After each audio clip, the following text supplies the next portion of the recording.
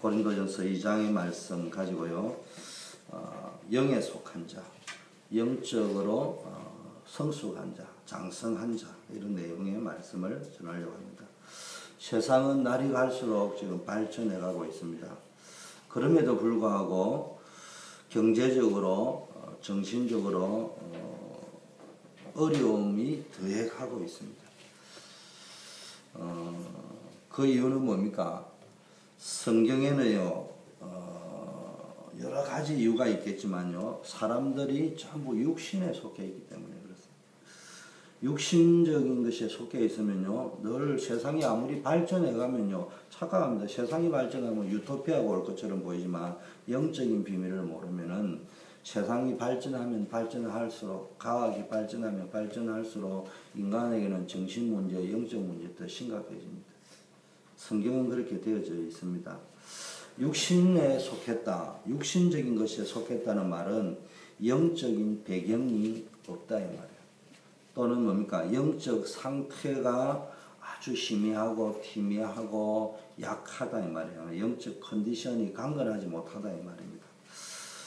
다른 말로 이야기하면 하나님과 충분한 교제가 되고 소통이 되어져야 되는데, 이게 하나님과 교제가 사실적으로 복음 받아놓고도 안 된단 말이에요. 우리는요, 구원에 대한 이야기를 강조하는데, 예수 영접하면 구원 받은 겁니다. 그런데 어린 아이다 이 말이에요. 그래서 계속 그리스도 안에서 자라가야 됩니다. 이걸 신학적 용어로는 성화라고 합니다. 성령 인도와 성화는 같은 말인데, 우리 단체는 성령 인도라는 단어를 많이 쓰는데요, 성도들이 오해할 수 있어요. 성령 인도라는 말은 내가 어떤 뭡니까? 인생을 걸어갈 적에 하나님 쓰시는 용어고, 성화라는 말은 정확하게 말하면은 내 뿌리 각인 체질이 바뀌어야 된다. 성장해가 성숙해 가야 된단 말이에요. 변화되어져 가야 된단 말이에요. 이게 지금 안 되어져 있으면요, 영적 어린아이 수준에 그대로 머물러 있습니다. 인간은 하나님의 형상대로 창조되었다고 했습니다. 그래서 하나님과 교제를 통해서 생명을 얻고 행복을 얻고 힘을 얻도록 그렇게 만들어져 있습니다. 그러나 뭡니까? 영적인 것을 모르는 어린아이들은요, 늘 세상 수준, 세상 기준으로 살아간단 말이에요.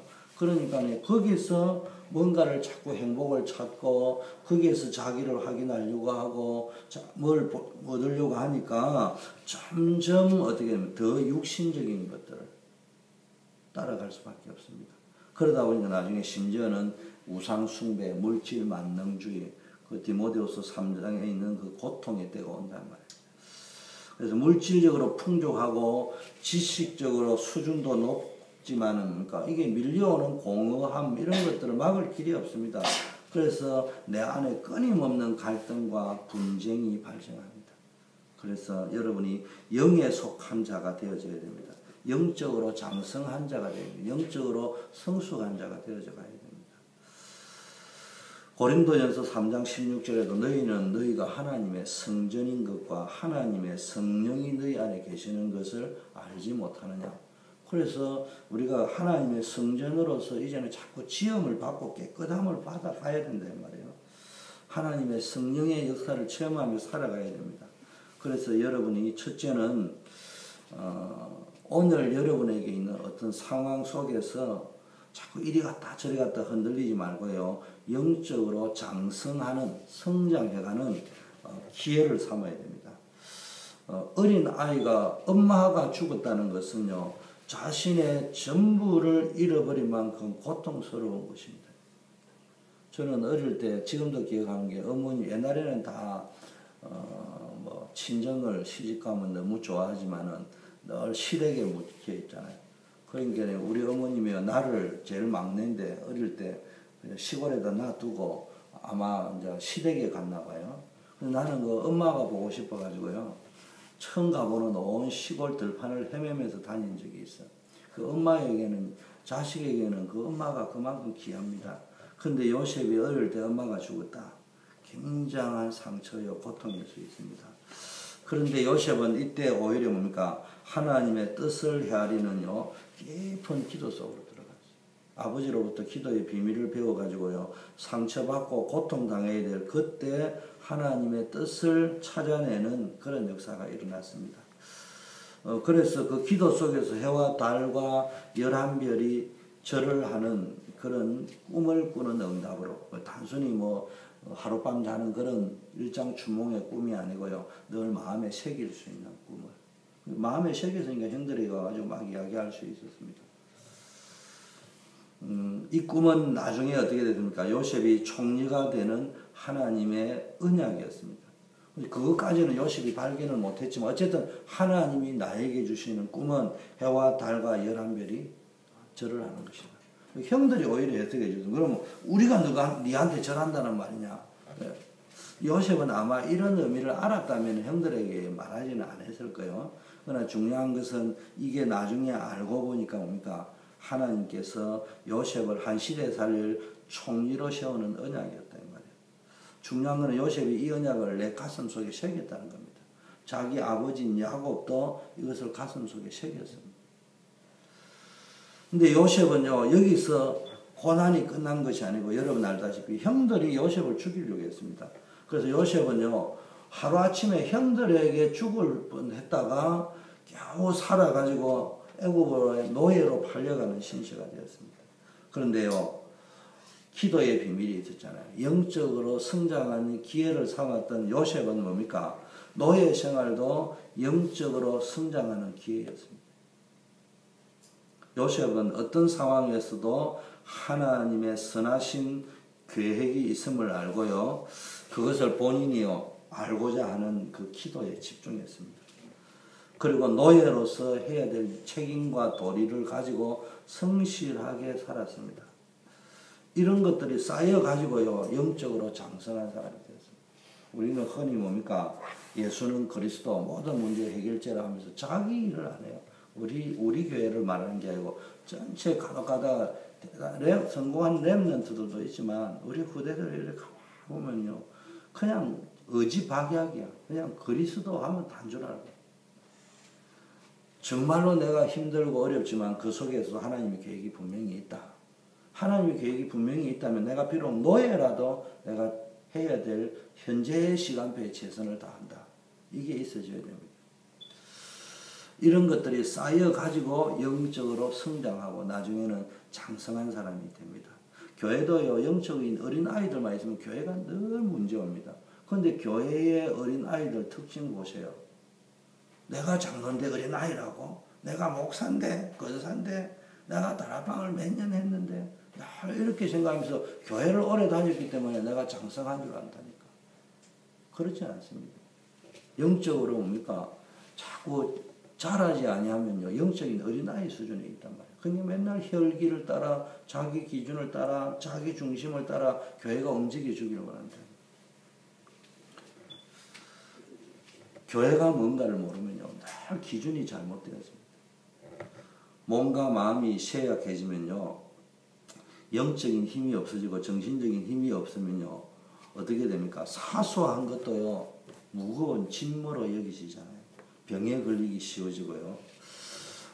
왜 그렇습니까? 요즘 메르스인지 이게 한국에서 난리가 났는데 외부의 이 세균들이 들어오는 힘을 방어할 면역 체계가 무너졌다 이 말이에요.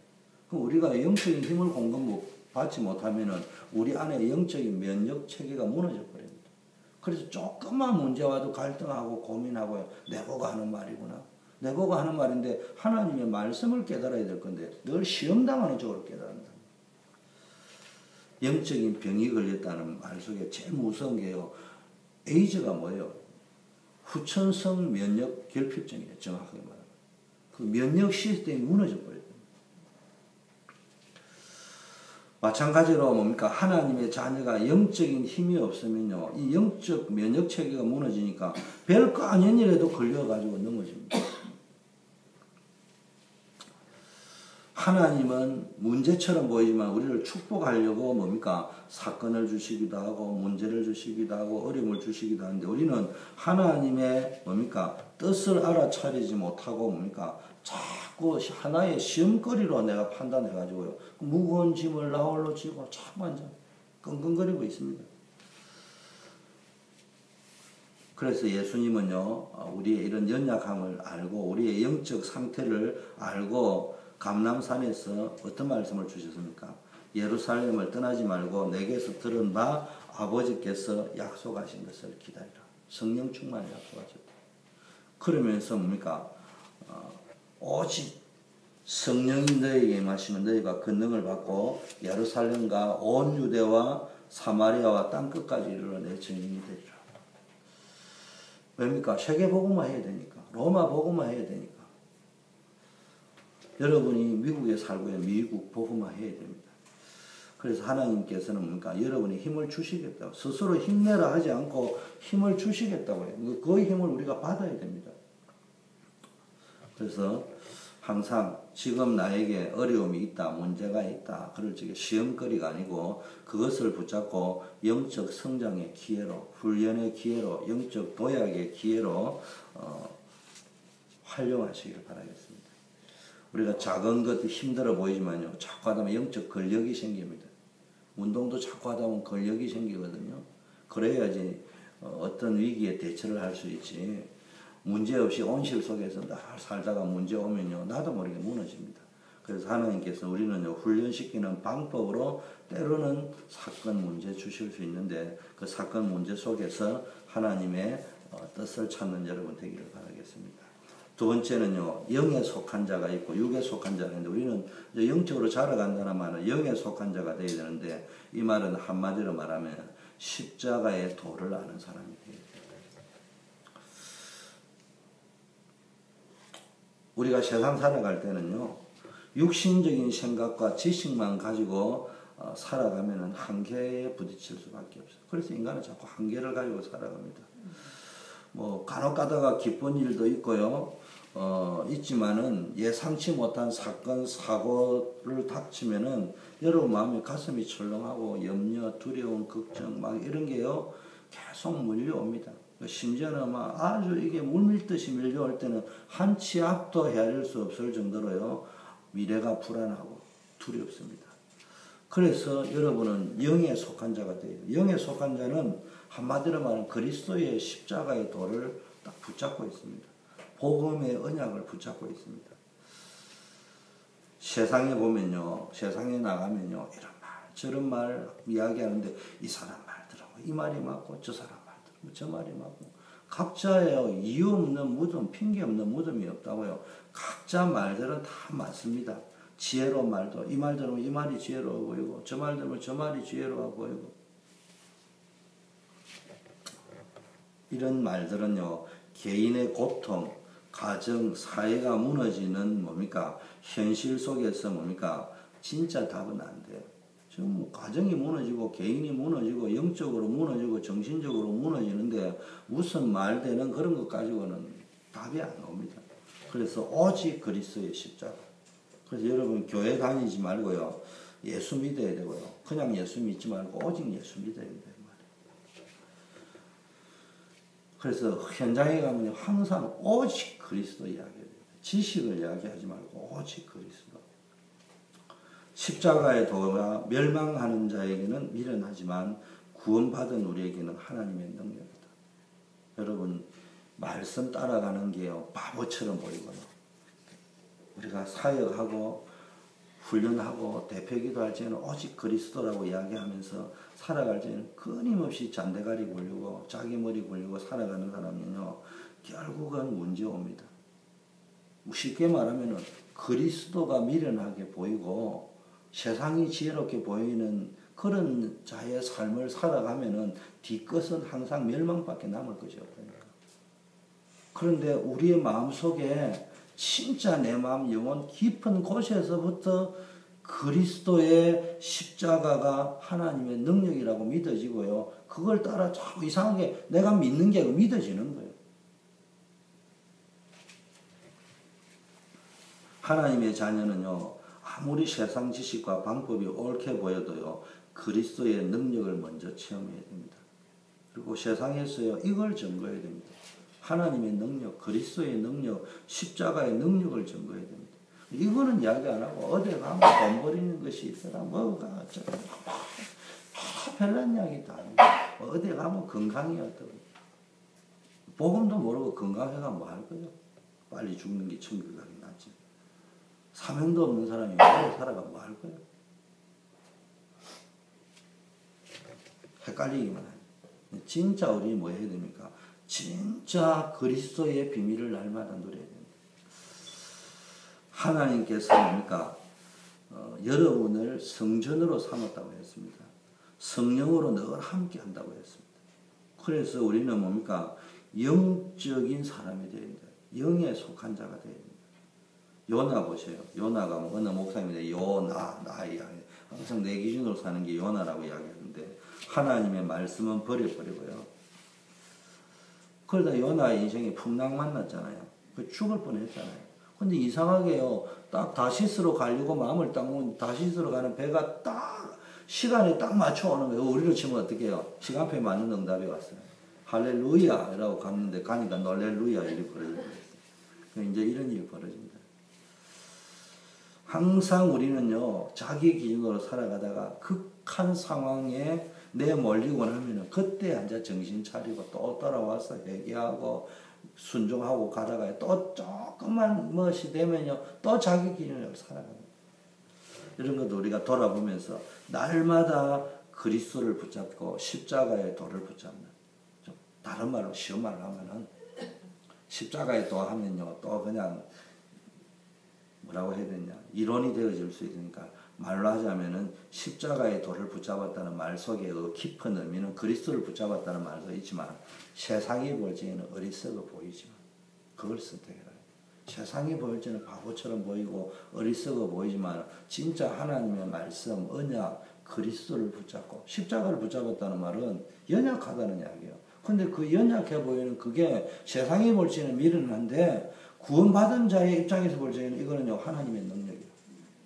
근데 여러분이 자꾸 살아가면서요, 하는 짓거리가 맨날 말은 이래 하는데 세상에 지혜로운 것만 이게 지혜롭고 저게 지혜롭고 그것만 자꾸 앉아있지 미련한 길은 원하지를 않는다. 그럼 미련한 게 뭐냐? 예수는 그리스도라고 미련한 게 그냥 아멘하고 가는 게 미련한 거예요. 아니 세상에 사람을 믿으면 되냐? 세상을 믿으면 되냐? 이 세상에 믿을 게 뭐 있냐? 그러면서 의심해라. 뭐 자꾸 네 기준으로 살아라. 믿을 사람이 누가 있냐? 네 말고. 이런 말 다 맞는 말인데 그게 다 거짓말입니다. 정말 여러분이요, 사람을 의심하고 간다고 해가지고요, 여러분이 생각하는 게 다 맞는 게 아니에요. 세상은 내가 생각하는 게만 전부가 아니란 말이에요. 그래서 늘 하나님 의지하고 말씀 의지하고 갈 적에 하나님이 여러분을 축복하실 줄 믿습니다. 마지막 세 번째, 그러면은요, 이 영적인 힘을 어떻게 얻느냐? 기도를 통해서. 하나님의 자녀라고 해도요, 문제 올 수 있습니다. 어떨 경우에 사명자이기 때문에 문제가 더 올 수 있습니다. 더 큰 문제가 올 수 있습니다. 그러나 문제는 오고 어려움은 올 수 있지만요, 영적인 힘이 있느냐 없느냐에 따라서 어려움은 고난이 될 수도 있고 영적으로 더 성숙하고 성장하는 기회가 될 수도 있습니다.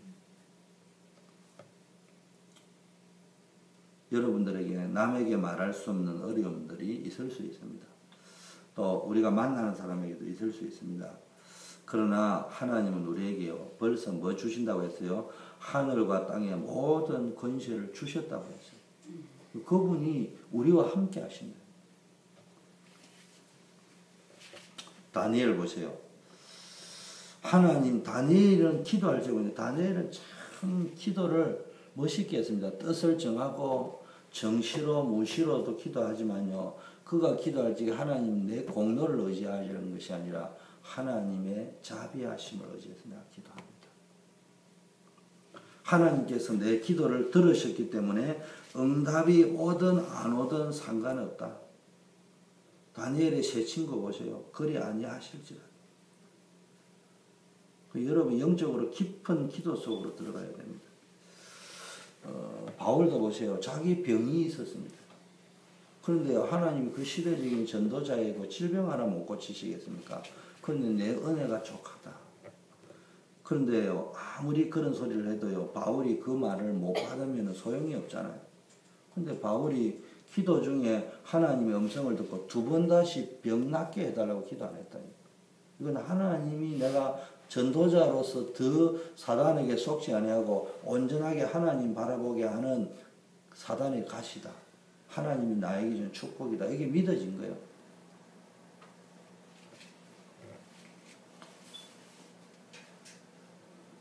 하나님께서 보세요. 응답하실 때 보니까요. 소경 바디메오가 말하면 다윗의 자손 예수여 나를 불쌍히 여기소서. 이게 전부 다 뭐예요? 기도의 현장입니다. 여러분이 너는 내게 부르짖으라. 내가 내게 응답하겠고 네가 알지 못하는 크고 비밀한 일을 보이리라. 한마디로 말하면 시위대 뜰에 갇혀 있는데 하나님의 말씀이 들려. 기도하는 사람은 하나님 말씀이 들려요. 기도 안 하는 사람은 하나님 말씀이 안 들리고 끊임없이 자기 생각만 돌아가는 거예요. 계속 자기 머리만 굴리고 앉아 있습니다. 기도를 했다 안 했다가 아니고요. 여러분이 정말로 모든 것이 하나님의 주권을 인정하고 뭡니까? 하나님을 바라보고 있으면 기도가 되어지고 있는 거예요. 근데 끊임없이 내 머리를 굴리고 앉아, 기도 중에 하나님이 지혜를 주셨구나, 또 내 머리 굴리고 앉아있고, 이러면 날 새는 겁니다. 여러분 속에 뭡니까? 기도 속에 있으면 제일 먼저 증거가 말씀이 살아서 움직인다는 거니까. 그게 나에게 영과 혼과 관절과 골수를 찔러 쪼갠다는 말이 뭔 말인지 체험이 되어지는 이런 상태가 옵니다. 두 번째는 뭐가 보입니까? 말씀이 살아 움직이는 게 보이면서 하나님이 지금 일하고 계시구나. 지금 내가 감옥에 온 게 아니구나. 노예로 온 것이 아니구나. 감옥으로 온 것이 아니구나. 여기에 다 하나님이 일하고 계시는 것이고 하나님이 모든 것을 합력하여 선을 이루는 그 일 속에서 이런 일들이 벌어지구나. 자기는 개판으로 해놔놓고 이게 하나님이 하시는 이거 이 말이 아니고요. 지금 때로는 나의 연약함 때문에 일어난 일이라 하더라도 이런 사건과 문제들이 하나님이 일을 하시는 중에 지금 진행이 되고 있는 것이구나. 이게 믿어져야 됩니다. 그래서 일을 행하는 여호와 그것을 지어 성취하는 여호와 그 이름을 여호와라는 자가. 하나님의 이름을 안다는 말 속에는 뭐가 있다는 말이에요. 하나님이 어떤 분인가, 어떻게 움직이시는 분인가. 세 번째는 뭡니까? 너는 내게 부르짖으라. 내가 내게 응답하겠고 내가 알지 못하는 크고 비밀한 일을 보이리라 했습니다. 쉽게 말하면 하나님은 지금 응답하신다. 그래서 이제는 때가 되었으니까 기도하라는 말이에요. 부르짖으라는 말은 하나님께 집중해라는 이야기입니다. 이때 하나님께서 여러분에게 뭘 주냐? 영적인 힘과 용기를 주실 줄 믿습니다. 그래서 여러분이 늘 기도의 힘을 가지고 복음 누리는 복된 자가 되어서 현장 살리고 교회 살리고 우리 다민족도 살리고 후대도 살리고 여러분과 관련되어져 있는 모든 사람을 살려내는 그런 축복을 누리는 여러분 되기를 바라겠습니다. 우리 합심해서 한번 기도하면서